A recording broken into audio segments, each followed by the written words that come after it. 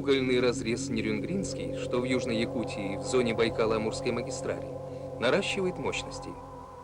В нынешнем году намечено ввести в действие 4-ю очередь карьера и большую обогатительную фабрику.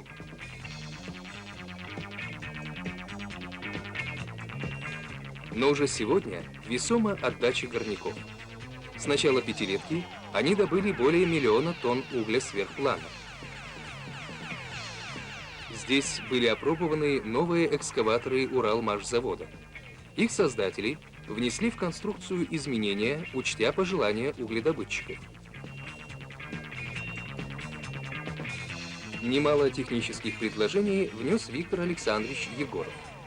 Его бригада на отечественном экскаваторе добилась производительности, превышающей выработку подобных зарубежных машин.